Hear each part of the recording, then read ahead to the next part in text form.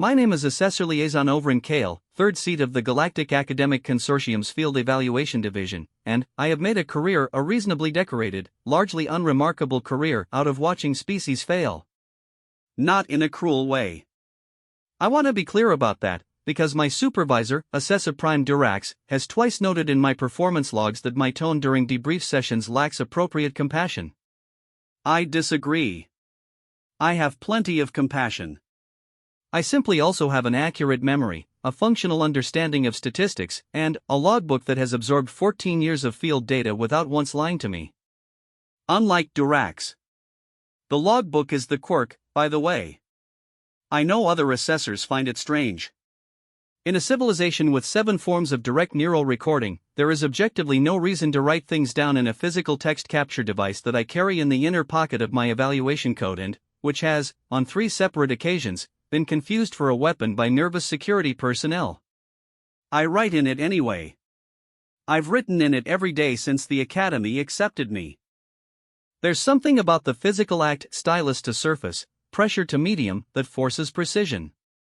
You can't write vagueness. You can't record the situation was tense and call it documentation. You have to find the specific thing. The exact detail. The word that pins the moment to the page before your memory decides to soften it into something more comfortable. My memory doesn't soften things. But I write anyway. Habit. I mention all of this because on the morning the human cohort arrived at Station Vareth 7, I had my logbook open, and the first thing I wrote about them was, they're louder than the briefings suggested. Station Vareth 7 occupies a neutral gravitational point between 3 star systems, which makes it logistically useful and aesthetically catastrophic. It is shaped like something that was designed by committee and then modified by a different, angrier committee, and then had a third committee attach additional modules for reasons that remain undocumented. I have worked here for 6 cycles. I have never found the cafeteria on the first attempt. The evaluation candidates, 61 of them, this cohort, had been transported via a consortium transfer vessel from their staging point near the outer relay. Their arrival window was 0700 standard. They arrived at 0651, which was my first notation. Early. Not by schedule, by choice. The transport manifest lists arrival as 0700. They boarded early. Minor detail. Probably means nothing. I wrote it down anyway. The docking bay observation deck gave me a clear view of the transfer corridor as they came through. 61 candidates from 23 different species, representing the full range of this cycle's evaluation pool. Most species sent between 2 and 4 candidates. The Theresi sent 8, because the Theresi always send 8 and then file a formal complaint when all 8 score within 2 points of each other. The Voreth sent 1. The Voreth always send 1, and their 1 always places in the top 12, and they act like this is a surprise every time. Humanity sent 6. I had reviewed their dossiers the night before. This is standard practice. I review every candidate's file before intake, write a first impression projection in the logbook, then compare my projection to actual performance at the end of evaluation. It keeps me honest. It also means I have an unbroken record of my own failures of prediction stretching back 14 years, which is either character building or humiliating, depending on the day. The human files had been straightforward. Standard biometrics. Standard psychological assessments. Combat ratings in the 71st to 84th percentile range, which is solid but not exceptional. The Theresi all came in above the 88th. Health assessments noted several species-typical traits: elevated pain threshold, irregular sleep dependency, reported tendency toward what the intake examiner had labeled irrational emotional bonding with non-sentient objects. That last one had a footnote. The footnote read, "See Addendum C." Addendum C was 47 pages long. I had not read all of Addendum C. I had read the summary, which used the phrase persistent and documented attachment behaviors extending to equipment, locations, and deceased individuals in a tone that suggested the intake examiner was personally offended by this. I had noted it and moved on. Every species has their quirks. The Voreth talk to their weapons. The Theresi construct elaborate pre-evaluation ritual spaces out of whatever they can find in their quarters. The let honey hum. Constant, low, infrasonic humming that you don't hear so much as feel in your secondary chest cavity, which is exactly as pleasant as it sounds. Humans, apparently, form attachments. Fine. I had written my intake projection in the logbook the previous evening, using the standard format, human cohort, 6 candidates. Likely performance band, 67th to 79th composite percentile. Probable strengths, physical endurance, reported problem-solving flexibility. Probable weaknesses, emotional volatility under isolation stress, individual variance high, may disrupt unit cohesion. Predicted ranking within cohort, competitive mid-tier. Will not embarrass themselves. Unlikely to distinguish. 14 years of records. I have never predicted a species' first evaluation correctly. I am consistent, if nothing else. They came through the corridor in a loose cluster, which was itself worth noting. Most species self-organize by some principle, Pharesee by seniority, Ledhani by some acoustic logic I've never fully decoded, Vorith in whatever arrangement maximizes personal space from every other organism in the vicinity. The humans moved like something between a military formation and a social gathering. Close enough to suggest trust. Loose enough to suggest they were also, somehow, simultaneously, having a conversation. I could see them talking. Even from the observation deck, even through the reinforced viewport, I could see mouths moving, gestures exchanged, one of them, the tall one, the one I would later write down as candidate Marcus Webb, apparently making some comment that caused 2 others to respond with sharp exhalations that my acoustic sensors registered as laughter. Laughter. Pre-evaluation intake. Notation, unusual. Most species arrive at evaluation in some variation of focus tension. This is appropriate.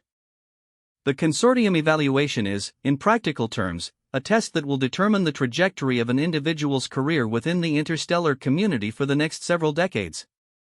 Your ranking follows you. It opens doors or closes them. Species that score well in the composite gain access to consortium advisory positions, priority research allocations, joint military planning inclusion.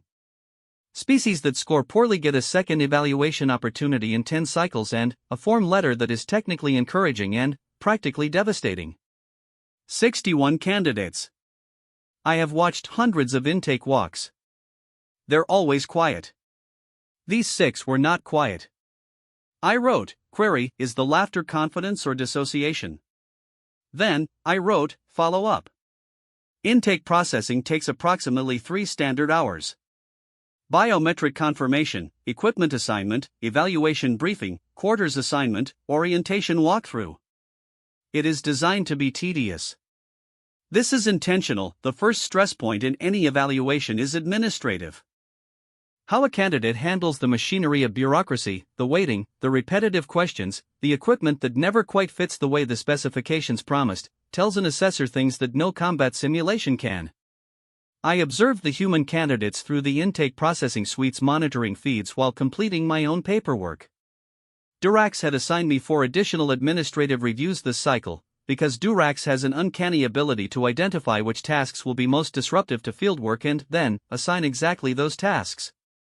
I have written about this in the logbook. I have not written it in my official performance responses. The administrative reviews could wait. I had my feeds up. Candidate 1, Sergeant First Class Marcus Webb. Age 34 in human standard years. Combat engineer background. Rated expert in what humans classify as improvised materials construction, which their military doctrine describes as building functional solutions out of whatever is physically present and not currently on fire. He had a broad, unhurried quality about him, not slowness, exactly, but a kind of deliberateness that the intake sensors would be tracking as baseline stress markers. His baseline was notably low. He was filling out intake forms with the same energy I imagine he would use to fill out grocery requisitions. Candidate 2, Staff Sergeant Yoel Okonkwo. 29. Former search and rescue operative, cross-trained in field medicine. The dossier had a notation I'd flagged. Subject has completed 17 confirmed rescues in environments rated Class 4 or above. Evaluating psychologist notes abnormally low distress response to hostile environment stimuli. Recommend monitoring. She moved through intake like someone doing a second walkthrough of a familiar space, checking corners, noting exits, her gaze moving in a pattern that wasn't anxious. It was professional. The difference is subtle from a distance, but I've been watching candidates for 14 years and I know the difference. Candidate 3, Corporal Genesio Park. 26. Youngest of the 6. His file had the highest raw intelligence metrics in the cohort, not just the human cohort, the full 61 candidate pool. He was also, per his psychological assessment, prone to intrusive analytical processing in social contexts, which the assessor had helpfully translated as has difficulty stopping himself from solving problems he wasn't asked to solve. He was filling out intake forms. He was also, with his other hand, appearing to solve something on the back of his equipment checklist using what appeared to be a personal marking stylus he'd smuggled past the intake restriction. I appreciated that. I didn't write that I appreciated it. I wrote, Candidate Park. Side calculations during intake. Unauthorized stylus. Monitoring. Candidate 4, Master Sergeant Delilah Reyes. 38. 20 years of service, 11 of them in what the humans call special reconnaissance. The dossier was conspicuously short for someone with that service record. Several pages had consortium-level clearance flags on them that I, as a third-seat assessor, did not have authorization to access. The pages I could access described someone who operated very well in high isolation, low information environments and who had, on at least 3 documented occasions, completed assigned objectives through methods that her commanding officers had later described in formal reviews as unorthodox, difficult to explain to oversight, and, in one case, simply this should not have worked. She looked, in the intake processing suite, like someone waiting for a delayed transport. Utterly unruffled. Occasionally glancing at her colleagues with an expression I couldn't read on a face I didn't know yet. Candidate 5, Sergeant Tobias Amara. 31. Infantry, specialization in what humans call sustained operations, extended engagement cycles without resupply or reinforcement. His physical metrics were the highest of the 6 by a notable margin. The intake station's biometric scanner had flagged him 3 times for anomalous cardiovascular readings before someone had apparently updated the human baseline parameters and the scanner had stopped its complaints. He was the one who'd laughed in the corridor. He was currently laughing again at something Webb had apparently said while filling out a form, a sound that carried even through the processing suite's sound dampening. I wrote, Candidate Amara. Persistent positive effect. Investigate threshold. Candidate 6, Specialist First Class Hana Takahashi. 24. Technical Specialist, cross-trained in communications and electronic countermeasures. Quiet. Very quiet, in a way that was distinct from the Vorith candidate's aggressive separateness. This was interior quiet, not social distance. She was filling out forms, but she was also, I noticed, watching. Not the room. The other candidates. Webb's hands as he wrote. Okonkwo's exit-checking gaze. Park's unauthorized calculations. She was cataloging them with the patient attention of someone who had decided, a long time ago, that the most important thing you could know in any situation was what the people around you were actually doing. I noted this. Then, I noted that she had noticed me noticing this. She didn't look away. I looked at my paperwork. Candidate Takahashi. High observational baseline. Aware of monitoring. Not bothered by it. The evaluation briefing was conducted by Assessor Secondary Linvith, who is 3 years younger than me, outranks me by 1 tier, and delivers briefings with the energy of someone who has rehearsed them enough times that they have achieved a smooth, professional detachment from their own words. I have attended this briefing 47 times. I have stopped listening to it and simply watch candidate responses instead. The briefing covers, in order, the evaluation's purpose, the 3-phase structure, the scoring methodology, the prohibited behaviors, the emergency protocols, and the Academy's commitment to candidate welfare. It takes 40 minutes. Most species respond to it with visible deference or visible anxiety, occasionally both. The Vorith candidate sat with the stillness of someone who had memorized the briefing document and was cross-referencing it for inaccuracies. The Theresciate exchanged low vibrations that their species uses for subvocal coordination. The Lethani hummed. The humans watched. Not with the detached scanning quality of Takahashi's intake observation. They watched the way people watch a performance they've been to before, professionally attentive, absorbing the cadence and the structure, filing things. When Linvith reached the section on prohibited behaviors, Webb leaned slightly toward Amara and said something I couldn't hear through the room's audio.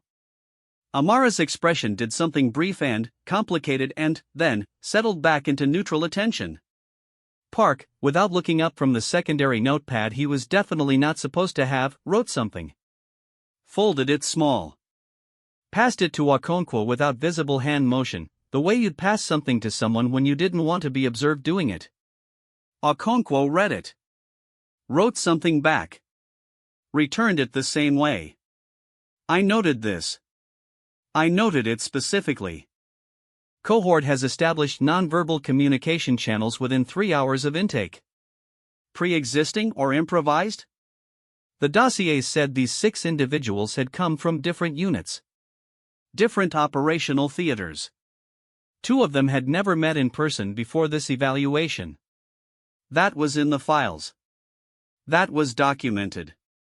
I looked at the folded note passing with the frictionless ease of a practiced system. I wrote, question the dossier. Phase 1 of the evaluation begins at 0600 the following morning. 3 phases, 11 days total. Phase 1 is environmental navigation. Candidates are placed in a constructed environment with incomplete information and evaluated on their individual response to ambiguous threat signals, resource limitations, and spatial disorientation. Each candidate enters separately. Each candidate is assessed individually. The phase is designed to measure baseline competency before the cohort dynamics of Phase 2. I spent the evening before Phase 1 in my quarters, reviewing the day's observation notes and, doing what I always do the night before Phase 1, I update my logbook projections. I look at what I saw during intake. I look at what I projected before intake. I find the delta and I think about what it means. The projected ranking I'd written the previous evening was 67th to 79th composite percentile. Competitive mid-tier. Will not distinguish. I looked at my intake day observations. The laughter. The early arrival. The subvocal coordination system built in 3 hours. Takahashi's unruffled awareness of monitoring. Reyes's dossier with the redacted pages. Webb's engineering background and the note about building things not currently on fire. Park's unauthorized calculations. Okonkwo's 17 rescues in Class 4 environments. I crossed out the projection. I wrote a new one, insufficient data. Withhold projection. 14 years of records. That was only the 3rd time I had ever written that. I closed the logbook. I went to sleep, and I dreamed about nothing useful, which is the only kind of dreaming I do, and at 0530 the next morning I was back in the observation suite with a lukewarm beverage I'd gotten from the cafeteria because I'd found it on the second try for the first time in 6 cycles, which I took as a sign of something, and at 0600 Phase 1 began.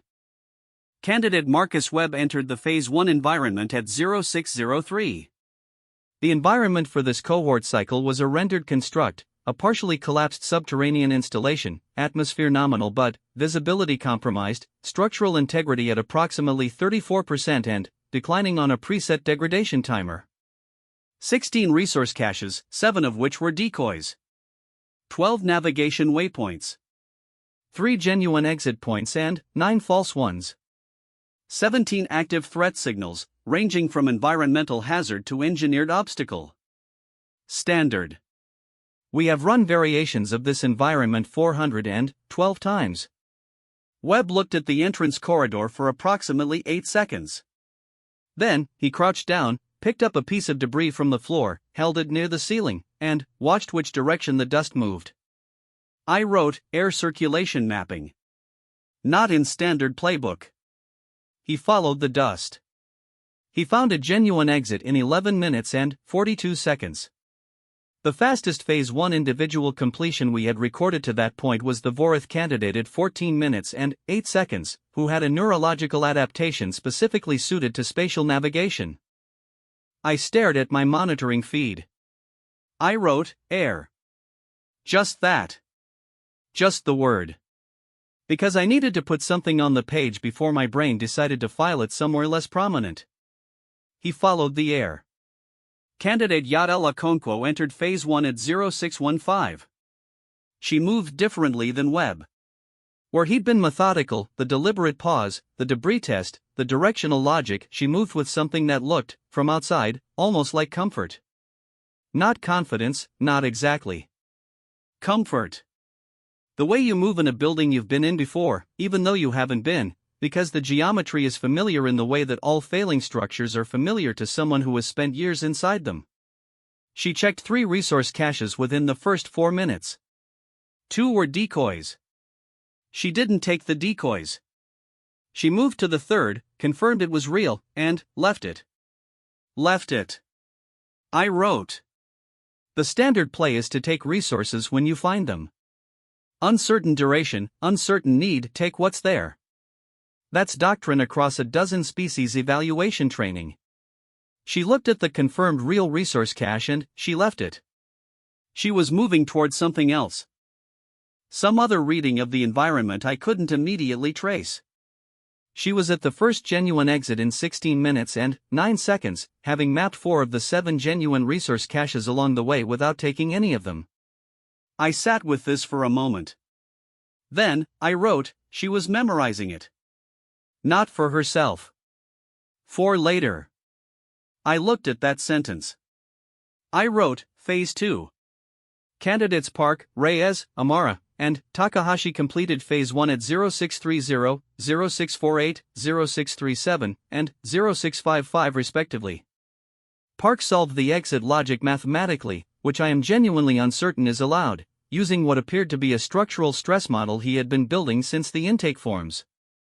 He found a genuine exit in 19 minutes, which is not the fastest, but the method was, I looked at my notation 3 times before writing it, the method was independent invention of the evaluation's underlying design principle. He didn't find the exit. He derived it. Reyes completed Phase 1 in 22 minutes, which was the slowest of the 6, and every second of those 22 minutes was accounted for in her monitoring log with a thoroughness that left me, on reviewing the footage afterward, with the distinct impression that she had not been solving the maze so much as reading it. Every route taken. Every false exit confirmed and catalogued. Every resource cache, real and decoy. I had a thought, reviewing that footage. I dismissed it, because it was not a thought that fit the evaluation framework. Then, I opened my logbook and wrote it anyway, because the logbook does not care about frameworks. Reyes isn't doing Phase 1. She's doing reconnaissance for Phase 2.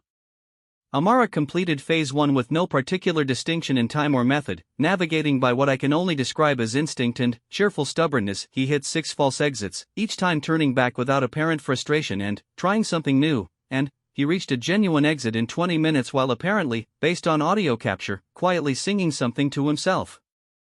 I ran the audio through translation and got fragments. Don't know why she swallowed the fly, perhaps she'll die. I did not pursue the translation. Takahashi was last. She entered Phase 1 at 0648. She was at the exit in 7 minutes. 7 minutes. The new fastest on record in 42 cycles of evaluation. She had not checked a single resource cache. She had not tested air circulation. She had not done calculations or scouted routes or bounced off false exits. She had walked, with absolute certainty, to the exit. I ran back her monitoring feed 4 times before I understood. She had watched the 5 candidates ahead of her come out. She had watched which exit point the post-completion medical scan was positioning itself near. She had triangulated from observable institutional behavior where the genuine exit had to be. She hadn't solved the maze. She had solved the people running the maze. I sat in my monitoring station for approximately 90 seconds, which is a long time when you are an assessor and there are observation notes to write. Then, I wrote, I think I have made an error in my projections. Phase 1 debrief was scheduled for 1400. I was in the observation corridor outside the human cohort's assigned quarters at 1320, telling myself I was there to check monitoring equipment, which was not why I was there. I was there because I had 7 minutes of Takahashi footage that I was still thinking about and a logbook full of notations I hadn't fully processed and a feeling, not a professional feeling, not an assessor's feeling, but a human-adjacent thing I hadn't quite felt since my own second evaluation cycle, that tomorrow was going to be different. I heard them through the door. Not the words, the sound dampening in the corridor was functional. Just the sound. The rhythm of 6 voices in a space. The particular texture of people who are doing 2 things at once, relaxing and working. Resting and rebuilding. Preparing. I wrote, standing in the corridor with my logbook pressed against the wall for support, in the smallest handwriting I use when I'm trying to fit too much on one line. They arrived early. They built communication channels before the first briefing ended. One of them mapped air currents. One memorized a map she didn't take anything from. One solved a maze by solving the people who built it. One sang to himself through 6 wrong turns. One was doing Phase 2 before Phase 1 started. I looked at what I had written. These are not mid-tier candidates. I went to the debrief. Durax was waiting for me, wanting to discuss the administrative reviews. I told him I would have them by end of cycle. I sat down in the debrief observation seat, opened my logbook to a fresh page, and, at the top I wrote the date and the cycle number and, then, one line that I did not explain or elaborate or justify. Pay attention. Phase 2 begins tomorrow. Phase 2 begins on day 4. I know I said day 4. Phase 1 is 3 days, not 1. I skipped ahead in my own account and I'm going to acknowledge that and then not apologize for it, because the individual navigation exercises of days 2 and 3 followed the pattern established on day 1 closely enough that describing them in full would require either dishonesty or repetition, and my logbook tolerates neither. What I will say is this: by the end of Phase 1, the composite scoring for the 61 candidates had produced the preliminary rankings I'd expected, with minor deviations.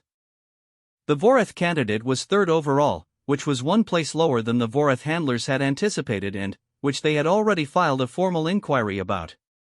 The Theresiate were clustered between 11th and 23rd. 3 Lethani candidates had placed in the top 15. The humans had placed 1st, 3rd, 5th, 7th, 9th, and 14th. 6 candidates. 6 placements in the top 15. No species in the evaluation's 42-cycle history had achieved that distribution. I had written this down. I had also written, Phase 1 is individual. Do not extrapolate. Because Phase 1 measures individual response to ambiguous environments, and what makes a strong Phase 1 result can be actively counterproductive in Phase 2, where the evaluation shifts to unit performance under resource pressure, and where individuals who excel alone sometimes fail catastrophically at the harder problem of not failing alone. I had seen this before. The Vorath, specifically, produce extraordinary individual scores and, then, collapse in Phase 2 because the Vorath concept of unit is essentially a polite fiction that evaporates under real pressure. They function as individuals who have agreed, temporarily and contingently, to occupy the same space. The moment the conditions get bad enough, the agreement dissolves. This is not a failure of the Vorath. It is a fact of their neurology and social architecture. I note it without judgment. I note everything without judgment. Phase 2 was beginning. I had my logbook. I had my lukewarm cafeteria beverage, found on the 3rd attempt this time, which reversed whatever omen I thought the previous success indicated. I had 83 pages of Phase 1 notation and a set of projections I'd already rewritten twice. I wrote at the top of the Phase 2 section, hypothesis, unit cohesion will be the variable. Human cohesion type unknown. Observe. Then, I went to the observation suite and I observed. Phase 2 constructs are larger. Necessarily. You cannot meaningfully evaluate unit behavior in the same space where you evaluated individual navigation, because units bring a different geometry of problems, coordination overhead, resource competition, decision authority, trust under time pressure. The Phase 2 environment for this cycle was a rendered transport corridor network, 8 kilometers of connected passages, 3 functional energy nodes, supplies for approximately two-thirds of the candidate pool distributed across 19 locations, and an externally generated pressure system that would, on a hidden timer I had the schedule for, and the candidates did not begin destabilizing sections of the network at unpredictable intervals. 61 candidates. 11 days. The math is uncomfortable and it is meant to be. Candidates were seated into the environment in staggered groups, single individuals, pairs, and one group of 3, distributed across 9 entry points. The groups had been randomized by the consortium's intake algorithm, which is specifically designed to separate previously associated individuals and maximize interspecies mixing. It is a deliberate source of early Phase 2 difficulty. Forcing candidates to immediately collaborate with unfamiliar species, unfamiliar communication styles, unfamiliar problem-solving methods. This is where most evaluation failures begin. The human cohort was split across 5 entry points. Webb went in alone. Okonkwo paired with a Theresi candidate. Park was placed in a group of 3 with a Lethani and a mid-tier Vorith candidate who had placed 19th in Phase 1. Reyes went in alone. Amara was placed with a Theresi. Takahashi went in alone. I was watching 6 feeds simultaneously. I had, in previous cycles, developed a monitoring protocol for this phase. Begin with the candidate you consider most likely to generate meaningful early data, rotate systematically to others at 15-minute intervals, flag exceptional events for replay. It is a structured approach that ensures comprehensive coverage and prevents the human-adjacent assessor error of fixating on the interesting candidate at the expense of complete records. I lasted approximately 11 minutes before I abandoned the rotation and started following events instead of a schedule. What happened at the 11-minute mark was this: Okonkwo and the Theresi candidate, I had her file open, candidate Veth8, senior of the Theresi group, the one their handlers were most confident about, had been moving through the network in a direction that Okonkwo had apparently proposed and Veth8 had accepted, but with a quality of acceptance I'd seen in Phase 2 pairings before. Not agreement. Tolerance. I will allow this direction because the cost of conflict currently exceeds the cost of compliance, but I am tracking the delta and will revise my position when that balance shifts. The Theresi do not collaborate the way the word collaborate implies. They temporarily submerge individual optimization under collective optimization while continuously calculating when resurfacing individual optimization will become more advantageous. This is not cynicism. This is their architecture. They are extraordinarily effective within their own 8-unit formations because the calculation is symmetrical and the architecture is shared. They struggle with external partners because the calculation is not symmetrical and the architecture is alien. Okonkwo appeared to know this. I don't know how she knew this. Her dossier listed no specific interspecies communication training. No formal Theresi studies. But, watching the footage, watching what she did in the 11 minutes between entry and the thing that made me drop my rotation schedule, she was running a different playbook than every non-Theresi candidate I had ever watched try to work with a Theresi. She wasn't communicating her plan. She was demonstrating it. Small actions. Move here.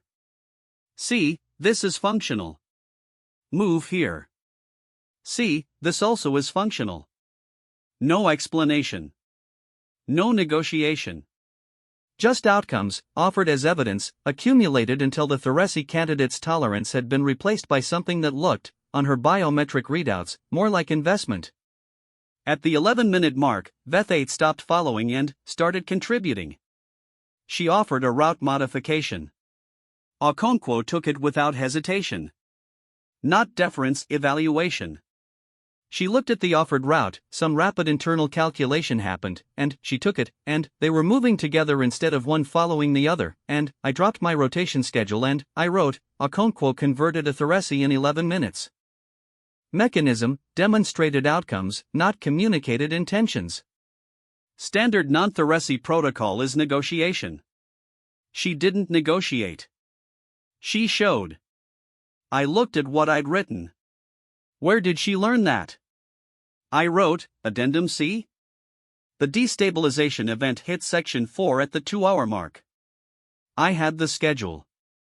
Candidates did not. Section 4 was a junction corridor wide, relatively stable in Phase 1 terms, one of the more popular routing choices because it connected 3 resource nodes efficiently. At the 2-hour mark, the structural simulation triggered, ceiling integrity dropping, atmosphere scrubbing systems failing, a 40-second warning through the ambient sound system before the section became untraversable.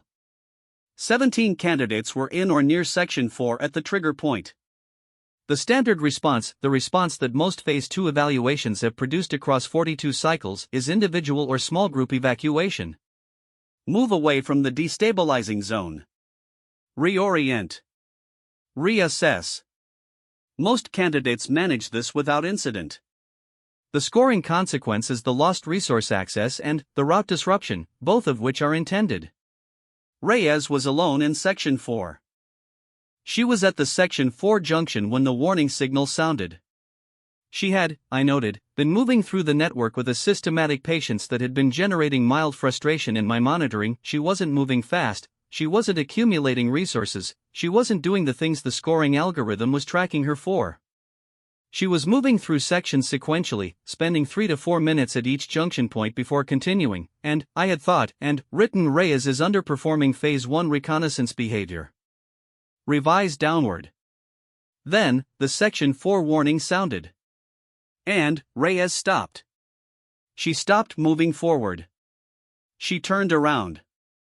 She went back 3 junction points to a crossroad she had passed 11 minutes earlier, where 2 other candidates, Al-Adhani and one of the lower placing Theresi, were currently processing a resource cache.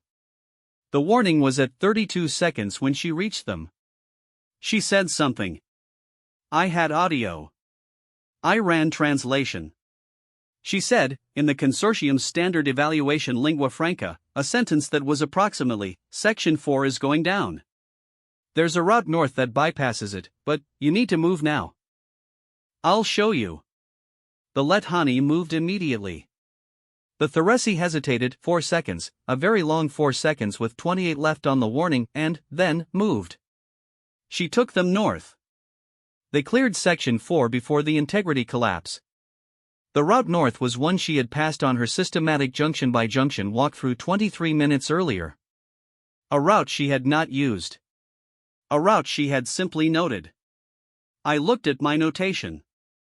Reyes is underperforming. I crossed it out. I stared at my crossed-out note for approximately 6 seconds. She spent 3 days mapping a building she knew was going to change. And, when it changed, she knew the alternative. I wrote that. Then, I wrote the thing I'd been keeping at arm's length since the end of Phase 1. These individuals are not performing individual evaluations. They are performing a collective intelligence distribution. I looked at that sentence. I wrote it again. Smaller. To make sure I was understanding my own point. Takahashi watches the watchers. Reyes maps the map. Okonkwo translates the untranslatable. Webb follows air. Park derives what he can't observe. Amara, I switched to Amara's feed. Amara and the Theresi candidate he'd been paired with VE3, middle of the Theresi group, solid but unremarkable Phase 1 result, had been in the network for 2 hours and 40 minutes, and their routing had taken them to the furthest section of the Phase 2 construct, which was also, based on the supply distribution map, the location of 3 of the 19 resource caches. This was not, on its own, notable. Other candidates had also moved toward resource-rich sections. What was notable was who had moved with them. Amara and VE3 had been joined, over the previous 90 minutes, by 4 additional candidates, 2 Al-Adhani, 1 species I hadn't assessed personally before called a Merath, and a human candidate from a different cohort year who had been dropped into this cycle's evaluation as a makeup attempt. She was called Specialist Young, and her Phase 1 result had been 31st. 6 candidates moving together in the furthest section. 2 hours 40 minutes into Phase 2, most candidate groups were pairs. A few triples. The Theresi 8 had reconsolidated into a group of 5, which was their predicted behavior. The Voreth candidate was alone, also as predicted. Amara had assembled a 7-person unit, including himself and VEF3, in the most resource-rich section of the network, and he had apparently done this the way water assembles in low points, not by directing, but by being the kind of thing that other things move toward. I watched the footage from the previous 90 minutes. He'd offered water to a dehydrated Ledhani at a junction point. He'd helped the Merath candidate translate an instruction panel their optical apparatus apparently couldn't read at the correct wavelength. He'd told some story, some joke. I couldn't get clean audio, but it produced that same sharp exhalation in VEF3 that I'd registered as the Theresi equivalent of surprised laughter. He hadn't recruited anyone. He'd just been helpful. He'd just been present. And somehow 7 candidates from 5 different species were now moving with him through the best resourced section of the network, sharing information, and I ran the audio twice because I wanted to confirm what I was hearing, singing. Not all of them. Amara was singing. Young had apparently picked up the melody. One of the Ledhani had added an infrasonic undertone that matched the frequency in a way I would not have predicted was possible. I wrote, Amara creates cohesion by not trying to create cohesion. How do you evaluate something that works by not doing the thing it's doing? I wrote, check Phase 3 stress response protocols. The second destabilization event hit at the 5-hour mark. Section 7 this time, which was in the network's center, higher traffic, higher impact, longer warning window but more candidates affected. 31 candidates in the zone of effect. I watched the 31 responses. Most moved correctly, individual or small group evacuation, route reassessment, mild scoring impact. Webb was in Section 7. He had been alone since entry.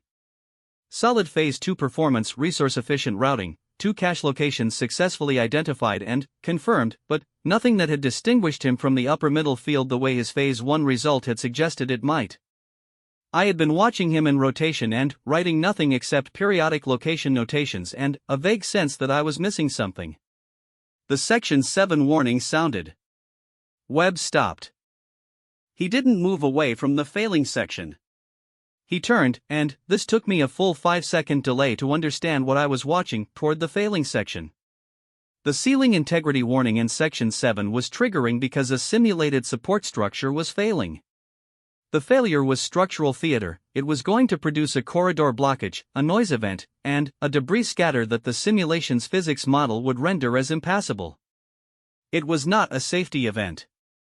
No candidate would be harmed. The danger was the loss of route access, which was the evaluation point. Webb looked at the failing section for approximately 4 seconds. Then, he was moving into it. He went to the simulated structural failure, which was at this point 12 seconds from full trigger, and he did something with the debris pattern that I watched 3 times on replay before I understood. He made it directional. The physics model for the Section 7 failure was designed to scatter debris across the corridor, creating a full blockage. Webb, using equipment from his personal kit, using pieces of already fallen material as leverage points, using what I could only describe as a working physical intuition for load-bearing geometry, channeled the debris collapse into the corridor's left half instead of spreading it across the full width. When Section 7 went down, it was not fully blocked. It was partially blocked. Right half open. Enough for single-file transit. The 4 candidates who had been closest to Section 7's exit point when the warning sounded, who had turned to evacuate because the standard response is to evacuate, turned back when they saw the partial corridor still open. They used it. 2 minutes of route integrity that the simulation's designers had not accounted for. 2 minutes that moved those 4 candidates from an 18-minute routing disruption to a 40-second one. Webb did not wait to see if they used it. He was already moving. I wrote, Webb didn't solve the problem for himself. He solved it for whoever came behind him. I put my stylus down. I picked it up again. Does he do this instinctively or deliberately? Reviewing footage, the 4 seconds he'd spent looking at the failing section, I wrote, both. They're not different things for him. I want to be precise about something. I have assessed, in 14 years, species with biological cognition vastly more sophisticated than my own. Species with hive processing that can run parallel optimization across thousands of nodes.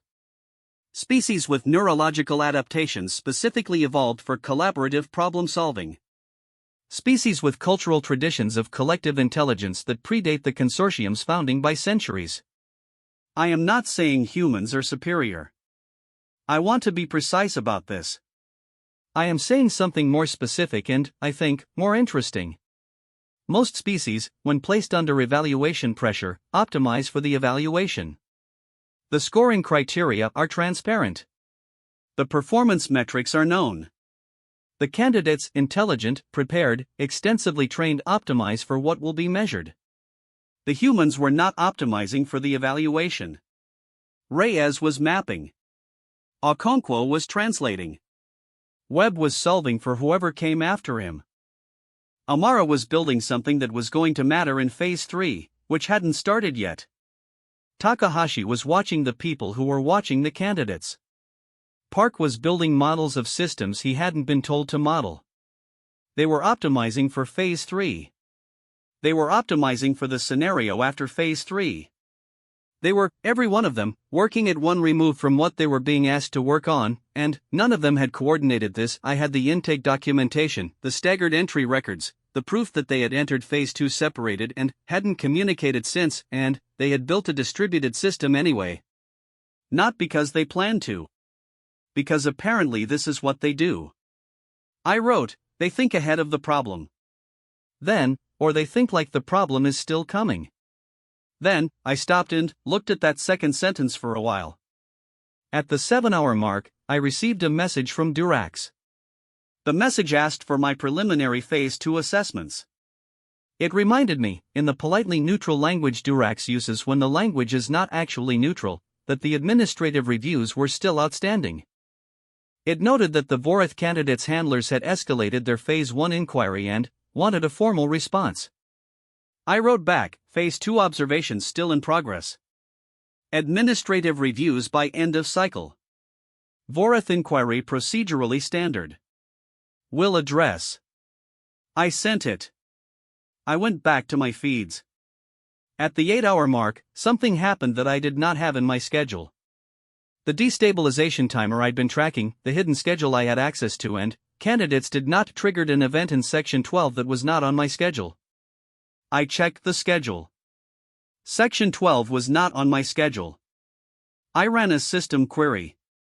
The Phase 2 environment had registered an unscheduled structural event, a cascade failure in Section 12 triggered by candidate activity, not by the preset timer. Someone had done something to Section 12 that the environment's physics model had interpreted as a structural load event significant enough to begin a cascade. I pulled Section 12's monitoring feeds. Park had been in Section 12 for 40 minutes with the Lethani candidate and the mid-tier Vorath from his entry group. He had spent those 40 minutes doing what he had spent Phase 1 and Phase 2 doing, building models. Structural models, resource flow models, and I was looking at his Phase 2 monitoring log and I was seeing a pattern I had not previously flagged: cascade models. He had modeled Section 12's structural dependencies. He had identified the load-bearing element. And then, I don't know if this was intentional. I have reviewed the footage 4 times and I cannot determine if what follows was intentional. He had positioned himself and his group's activities such that the load-bearing element had experienced exactly the kind of incremental additional pressure that the physics model was designed to interpret as a candidate-generated event. Section 12 was now failing on a candidate-generated schedule instead of a preset one. The preset schedule had Section 12 failing at the 10-hour mark. Park had triggered it at the 8-hour mark. The difference: 23 candidates had been routing through Section 12 on the 10-hour schedule projection. 8 were routing through it on the 8-hour actual. 15 candidates had avoided being trapped in Section 12 by the modification. I looked at the footage again. Park, watching the cascade begin, said something to the Lethani candidate. The translation came back as, "We should move. Southeast Junction is clear." He knew. He had built the model. He knew when he triggered it, he knew what it would do, and he knew the clear path. I wrote, Park created an unscheduled event. Modification of evaluation environment. Review whether this constitutes a prohibited behavior. I reviewed the prohibited behaviors list. Candidates were prohibited from direct interference with monitoring equipment, direct communication with external parties, physical harm to other candidates, and deliberate destruction of structural evaluation components. Section 12 was failing due to accumulated candidate load pressure. The physics model had interpreted Park's activities as candidate load pressure. Park had not destroyed anything. He had used the environment's own physics to create an effect. I looked at this for approximately 3 minutes. I wrote, not prohibited.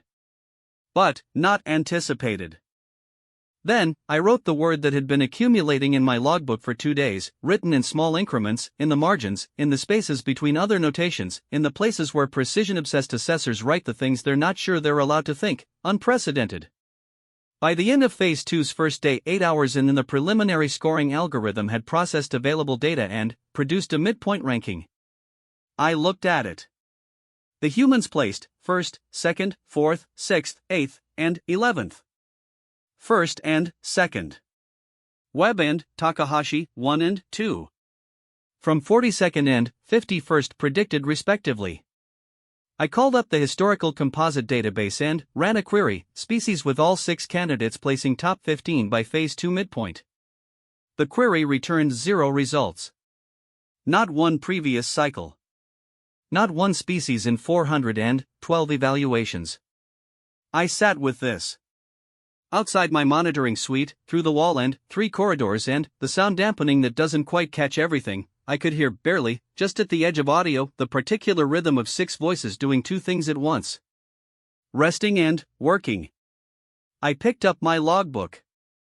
I turned to the projection section I'd written on intake day, the one I'd crossed out, and I wrote below the crossout, Phase 2 observation note, I have been assessing candidate performance. I should have been assessing candidate intent. The performance is a consequence. The intent is the variable. I don't know what they intend. I know it extends past Phase 3.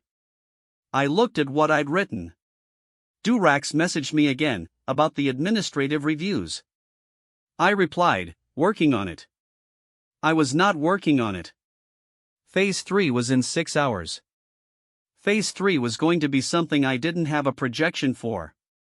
I opened the logbook to a fresh page. I put the date and the cycle number at the top. I left the rest of it blank, which I had never done before in 14 years of records. For whatever is coming. Phase 3 begins on day 7. I will tell you what it is, because it is important to understand what Phase 3 is before you can understand what happened inside it. Phase 3 is the consortium's cascade failure scenario. Not one failure. Not a set of scheduled disruptions with a hidden timer I can track. A genuine or as genuine as a simulation can be compounding crisis. The Phase 2 network collapses. Multiple simultaneous environmental failures. Resource access severed in unpredictable sequence. Candidate groups separated without warning. Communication systems intermittent. And then, the constraint that makes Phase 3 different from every stress scenario and every other evaluation protocol I have ever run, candidates cannot complete Phase 3 alone. This is the scoring mechanism's foundation. The Phase 3 evaluation has no individual performance pathway. There is no route any single candidate can take to a successful exit. The exits require multi-candidate coordination at minimum, some require 4 or more simultaneous contributions. The scenario is mathematically unsolvable by individuals or pairs. You need people. You need to keep them functional. You need to trust them. Every species that ranks poorly in Phase 3 ranks poorly for one of 2 reasons. Either their unit cohesion is insufficient, they cannot maintain collective function under the pressure of compounding failure, or their individual optimization instinct is too strong, and, when conditions collapse, they revert to personal survival rather than collective problem solving, because collective problem solving feels, in a genuine crisis, like a luxury. 42 cycles. The highest Phase 3 composite score in history belonged to the Vethrani. A hive mind. A species for which individual optimization instinct is a non-applicable concept. A species that does not have to choose collective function because they do not have another mode. Humanity, as I had noted in my first 2 days of observation, is absolutely not a hive mind. Which meant that what happened in Phase 3 was either going to validate every concern I'd kept at the margins of my notation, or it was going to require me to find new vocabulary. I went into Phase 3 with a logbook, a beverage I'd found on the first tried bad omen, based on my working theory, and the blank page I'd left the night before. The blank page wasn't blank by end of shift. I used both sides. The cascade trigger came at 0900. Day 7. The Phase 2 network, which had been degrading in the normal pattern, sections failing on schedule, candidates adapting and routing around disruptions with the practiced fluency of 9 days of practice, went into full cascade at 0900:01. 14 sections simultaneously failing. 3 resource nodes offline. Communication system dropping to 30% function. The lighting array shifting to emergency spectrum, which was red for every species except the Lethani, for whom it was an unfortunately comfortable wavelength. 61 candidates, scattered across the network, suddenly, in the dark. I had all 61 monitoring feeds running. I had my logbook. I had the blank page. I watched what 61 individuals do in the first 90 seconds of genuine unexpected crisis. The first 90 seconds are diagnostic. Not because candidates are performing a diagnosis, they are reacting. The first 90 seconds are pure response, unfiltered, before training and strategy and evaluation awareness reassert themselves. I have watched this moment 412 times. I know what it looks like. I know the acceleration of biometric stress markers, the freeze or move binary that plays out differently in every neurology, the moment when an individual discovers what their instincts do when the plan evaporates. The Voreth candidate went still. Absolute stillness, the kind that looks, from outside, like composure but registers on biometrics as something closer to system triage, everything shutting down except core assessment, running threat vectors, building a new map in the dark. The Theresi group, they had reconsolidated at the end of Phase 2, all 8 of them, which was predicted, started their collective subvocal coordination immediately. Not reacting. Processing. 8 minds running parallel on the same crisis. The Lethani began humming. The frequency shifted immediately, moved into something deeper and more coordinated than the ambient hum I'd been hearing for 9 days. A communication band, I realized later. They were not humming. They were transmitting. The humans did something I had never seen in Phase 3's first 90 seconds. They started moving toward each other. Not toward safety. Not toward exits, which they could not yet know the location of in a cascade scenario. Toward each other. In the dark, across a collapsing network, 5 of the 6 human candidates began navigating toward the last known location of another human candidate. I watched this happen on 6 simultaneous feeds. I watched the directional choices. I watched the routing instinct. They were not using the network's communication system, which was at 30% and intermittent. They were using something else. It took me 11 minutes to understand what they were using. At the end of Phase 2, Day 6, I had reviewed the footage of Amara's expanding group, the 7-candidate formation he'd assembled in the resource-rich section, with a specific focus on what Takahashi had been doing inside it. She had been watching Amara. Not assisting. Not adding to the group's capability.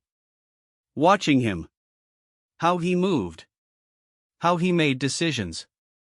How he communicated with the Lethani, who did not share his language, and with the Merath, who did not share his physiology, and with the Theresi candidate, who should have been mathematically unable to maintain investment in a non-symmetrical collective for that long. I had written, Takahashi is building a model of Amara. I had not understood why. I had flagged it for Phase 3. On Day 7, 14 sections failing, communication at 30%, I pulled Takahashi's Phase 3 feed in, watched her navigate toward Amara's last known position. She was not wandering toward it. She was routing. Not from communication. Not from the network's active location systems, which were intermittent. She was routing from a model she had built, in her head, of how Amara moved and what he did when conditions changed. She knew, from 9 days of watching him, approximately where he would be. She was within 60 meters of him when they made contact. I wrote, Takahashi navigated using a behavioral map of a person. Not a physical map of the space. A person map. Then, I wrote, what else have they been mapping? I ran a query on the Phase 2 movement data, looking for correlation patterns. Where each human candidate had moved relative to the others, over 9 days, in a network where they had ostensibly been separated and individually evaluated. The correlation pattern that came back looked, on the visualization, like a web. A distributed web, with each human candidate at a node, and the lines between them tracking the intersections of their movements, the moments they'd been in adjacent sections, the moments their routes had overlapped, the moments they'd made decisions that affected the others' routes without being in communication. The web was not random. The web was structured. I stared at this visualization for a long time. They have been tracking each other for 9 days without being told to. Not communication. Not coordination. Tracking. Like, I wrote this slowly, I wrote it carefully, like they knew they would need this map later. 30 minutes into Phase 3, the cascade had achieved its intended effect. Candidates were separated, disoriented, in various states of resource depletion. 14 sections down. The remaining network was a fractured geography of connected passages and dead ends, with exits that required multi-candidate coordination scattered at intervals the algorithm had calibrated to be just barely reachable, just barely solvable, with just enough time if you were very good and very efficient and didn't waste a single minute on anything except the problem. The Theresi group was performing excellently, which I had predicted. 8 minds, collective processing, no internal friction, they had oriented within 5 minutes and were moving toward their nearest viable exit with coordinated precision. The Vorath candidate was performing excellently as well, in the way the Vorath always perform in Phase 3, independently. Identifying the closest individually achievable objective and pursuing it with complete focus. The Vorath exits, the ones calibrated for single candidate contribution, would require a second candidate to complete. The Vorath candidate knew this. He was moving toward the nearest such exit anyway. He was going to be there, ready, waiting for whoever arrived, and whoever arrived would benefit from his presence and he would benefit from theirs. This was the Vorath form of cooperation: be excellent alone in a location where you need someone else, and rely on the evaluation structure to produce a partner. It worked often enough to be a strategy.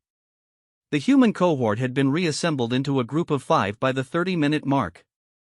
Webb, Okonkwo, Amara, Park, and Takahashi moving together through the fractured network, using what I was now reasonably certain was Takahashi's person map supplemented by Park's structural models and Okonkwo's resource memory, and Webb's. I was watching his hands on the feed, the way he touched walls as he moved, sensory data. Pressure. Temperature. Vibration. He was reading the building through his hands. Reyes was not with them. I had Reyes's feet up in the corner of my array. She was alone in Section 9, which had not yet failed. She was not moving toward the group. She was not moving toward any exit. She was standing at a junction point, and she was looking at something on the wall. I pulled the high-resolution feed. She was looking at a crack. A crack in the wall of Section 9, at approximately mid-height, running diagonal. The crack had appeared in the Phase 2 degradation process. It was in the structural monitoring logs. It was not a destabilization event. It was a minor model artifact, a rendering detail the physics engine had generated as background degradation. Reyes was looking at it like she was reading it. I thought, what are you reading? She put her hand against the wall. Flat palm, full contact. Left it there for approximately 8 seconds. Then, she pulled back.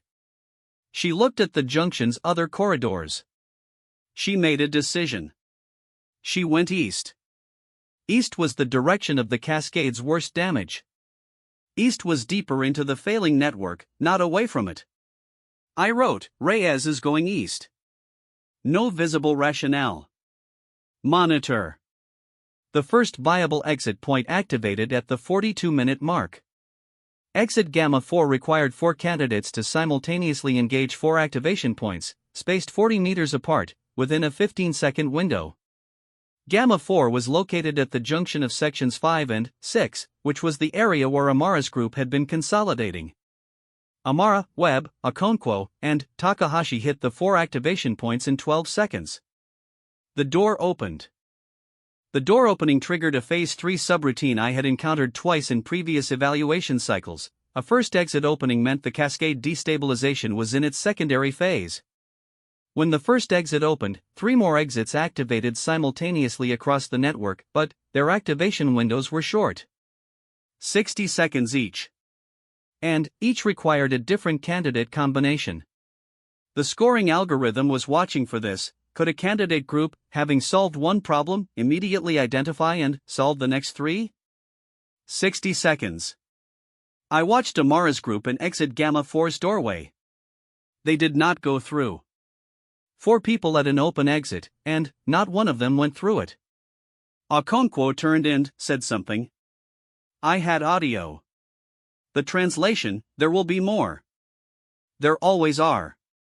Takahashi was already scanning the network map display near the exit door, a summary display that activated when exits opened, showing remaining network status. She was reading it. Her eyes moved across it with the speed of someone who had spent 9 days learning to read this specific network's logic. She said something. Translation, 3 more. Sector 2, Sector 11, Sector 14. 60 seconds. Webb said, Parks in Sector 11. Amara was already running. Not toward Gamma 4. Back into the failing network, toward Sector 11, which was where Park had been separated from the group in the first 20 minutes of the cascade. I watched Amara run and I had a thought. The thought was, he's going to miss the window. Sector 11 was 400 meters away. 60 seconds. The Sector 11 exit required 3 simultaneous activations. Park was 1 person. Amara ran. I calculated his running speed from Phase 1 biometric data and applied it to the 400-meter distance. He would reach Sector 11 in approximately 52 seconds. 52 seconds to cover 400 meters plus 8 seconds to spare for activating the exit. I looked at this calculation and I thought about what Webb had said. Park's in Sector 11. Not someone is. Park, specifically. Which meant they knew. Which meant for the past 32 minutes, while moving through a collapsing network without functional communication, they had been tracking Park the way Takahashi had tracked Amara. Not with technology. With knowledge of the person. Amara hit Sector 11 in 49 seconds. Park was at the first activation point already. He had been there for 30 seconds, waiting, with the focused patience of someone who had built a model of the entire situation and was currently watching the model's predictions resolve. I wrote, in the logbook, a word I don't normally use in professional documentation, beautiful. I looked at it. I left it. They activated the Sector 11 exit with 4 seconds to spare. I want to tell you about Sector 2 and Sector 14, because what happened there matters, but I also want to tell you that by this point in the Phase 3 observation, 50 minutes in, 2 exits solved, 2 still open and, counting down, I had stopped writing observations and had started writing something closer to, I'll be honest, the logbook doesn't need me to be dignified, a transcript of my own confusion. How do they know where to be? How do they know who is what they need? Is this training? Is this the thing the dossiers are not telling me? Is this the 47 pages I didn't read?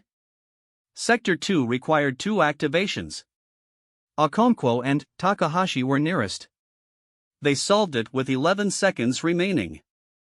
Sector 14 required 3 activations and was the deepest part of the network, the section that had been failing longest, the section with the lowest structural integrity and the worst atmosphere rating.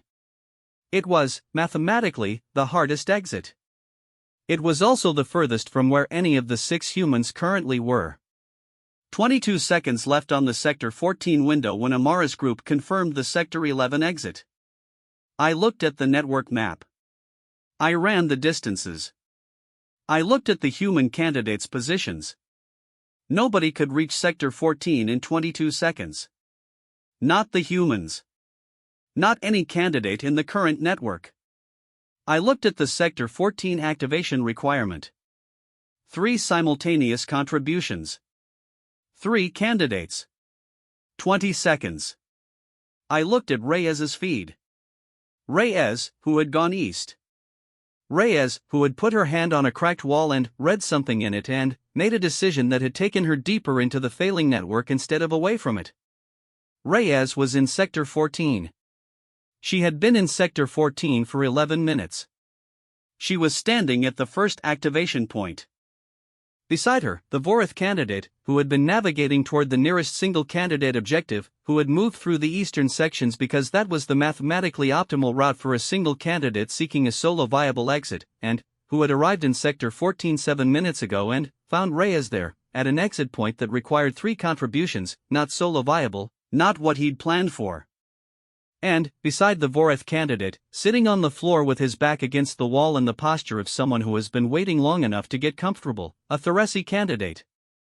Not Veth 8. Veth 7, one of the lower-placing Theresi, who had been separated from the main group in the Cascade's first minutes, who had been navigating the eastern sections for the full 53 minutes of Phase 3, who had found Reyes 9 minutes ago. 3 candidates. The activation requirement. Reyes had not gone east because she was lost. She had gone east because she knew from her mapping, from her 9 days of systematic junction-by-junction reconnaissance, from her flat palm against the cracked wall reading the building's structural logic, that Sector 14 was going to be the last exit to open, and that it was going to be the hardest to reach, and that the candidates who ended up there were going to be the ones who had nowhere else to go. She had positioned herself at the place where lost people end up. And she had waited. 14 seconds. They activated the Sector 14 exit. The Sector 14 window closed with 9 seconds to spare. 4 exits. 11 days of evaluation. 61 candidates. Final results took 48 hours to process. This is standard, the scoring algorithm is thorough, the weighting matrices are complex, the review committee requires sign-off from 7 assessors before results are distributed. I used the 48 hours to finish my observation logs, complete the administrative reviews I had been neglecting since day 1, Durax received them with the politely neutral tone that means he noticed, and prepare my formal assessment narrative. The assessment narrative is the assessor's written analysis, appended to the scoring data. It is where I put, in professional language, what the numbers mean and why. I wrote 12 drafts. I'm not going to tell you what I threw out. I'll tell you what I kept. The results were released to candidates and handlers on the morning of day 13. The composite ranking. Webb, 1st. Takahashi, 2nd. Okonkwo, 4th. Park, 6th. Reyes, 7th. Amara, 9th. The previous cycle record for a species aggregate placement, 3 candidates in the top 10. Held by the Vethrani. 6 humans. 5 in the top 10. All 6 in the top 15. The composite score, 97.1. Previous record, 89.4. Vethrani. 11 centuries of military doctrine and distributed cognition and a nervous system that doesn't register pain.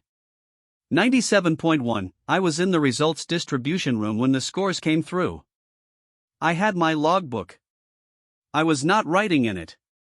I was watching the handlers. The Vethrani representative, a senior diplomat, here as an observer, present for the first time in 7 cycles because someone in their administration had apparently thought this cohort was worth watching, was looking at the composite board with an expression that I have seen, in various species-specific forms, exactly twice before in my career. Not anger. Not surprise in the sharp, reactive sense. The longer version.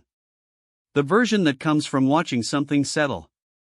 The Vorith candidate's single handler was reviewing his individual score 11th, with professional satisfaction that was somewhat undercut by the fact that the species ranked above the Vorith in positions 1 through 10 included, in multiple slots, a species that had been in interstellar space for less than 100 cycles. Durax was standing to my left. He was looking at the composite board. He said, in the careful tone he uses when he is saying something he has been thinking for a while, "Your assessment narrative." I said, "Yes." He said, you wrote 3 pages on the Sector 14 positioning. I said, I did. He said, you think it was planned? I said, I think she knew the terrain and she went to where the terrain was going to put people who needed something. Whether you call that planning or pattern recognition or 47 pages of documented attachment behavior, I wrote it all down. Durax looked at me. He said, you've been an assessor for 14 years. I said, yes. He said, have you ever seen a species do what these 6 candidates did in Phase 3? I had thought about this for 2 days. I had written about it from 12 different angles. I had tried professional language and I had tried analytical language and I had tried the careful, calibrated vocabulary the consortium uses when it wants to say something significant without committing to the weight of it. I said, no. He said, how do we rank something we don't have a category for? I thought about Reyes's hand on the wall. Webb's channeled debris fall. Takahashi's person map. Amara at the edge of a 49-second run for Sector 11 because someone he'd known for 11 days was there and that was enough. I said, we used the score. He said, and the score? I opened my logbook. I said, 97.1. I went to find the human candidates after results distribution. Not protocol. I want to be clear that this was not protocol. Assessors are not supposed to seek direct contact with candidates after evaluation conclusion. It contaminates future interactions, it creates relationship biases, it is the kind of thing that ends up in performance logs as lacks appropriate professional distance. I found Webb in the common area. He was sitting with Reyes and Amara, and there was something on the table between them, a food item I didn't recognize, some kind of human nutrition preparation they'd apparently negotiated out of the station's limited supply, and they were eating it. Not celebrating. Not reviewing.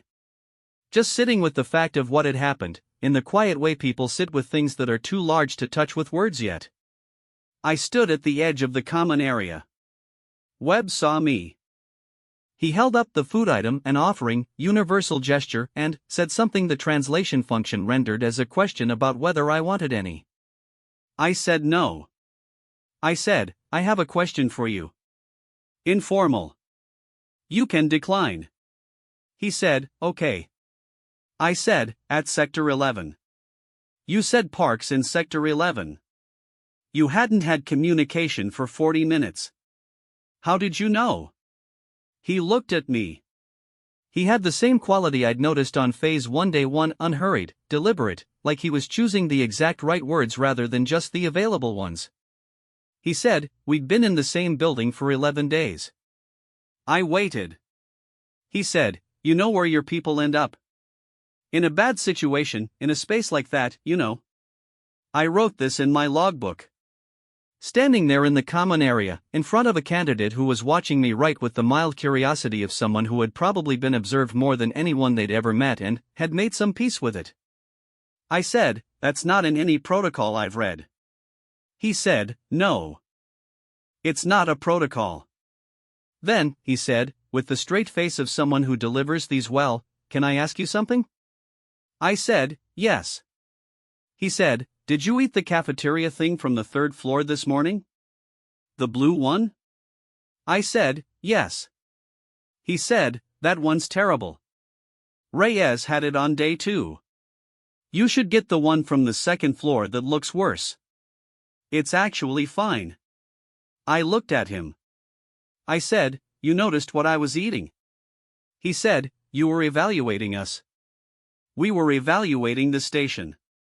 He said it like it was obvious. Like it hadn't occurred to him that this was anything except what any reasonable person would do. I closed my logbook. I went back to my suite. I sat at my desk for a while after that. The administrative reviews were done. The assessment narrative was done. Durax had my reports. The cycle was over. The scores were posted. I opened my logbook to the last written page. I read back through 37 pages of observations. The early arrival. The laughter in the corridor. The air current. The person map. The flat palm on a cracked wall. The 49-second run for a person you knew was there because you'd learned how they moved. I turned to the blank page I'd left at the start of Phase 3. I wrote on it now. Not observations. Not projections.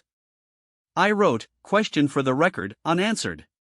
The evaluation is designed to measure what a species does under pressure. It is not designed to measure what a species thinks about while it is doing it. Every candidate I observed was doing something visible: navigating, problem-solving, coordinating, surviving. These 6 were also doing something else. Something underneath the visible thing. Something I do not have precise vocabulary for. The closest I can get is this: they were keeping track of each other. Not for the evaluation. Not because the scoring algorithm rewards it. Before the scoring. Underneath the scoring. The way you keep track of something because the idea of not keeping track of it is a cost you have decided you are not willing to pay. 97.1 I will be filing my assessment narrative tomorrow. The narrative will say the appropriate things, in the appropriate language, with appropriate professional weight. The narrative will not say what I actually think. What I actually think is this: we have been running this evaluation for 42 cycles. We have been assuming that the hardest thing to measure is performance. We have not been measuring what these 6 measured. We have not been measuring each other. I think they have been measuring us.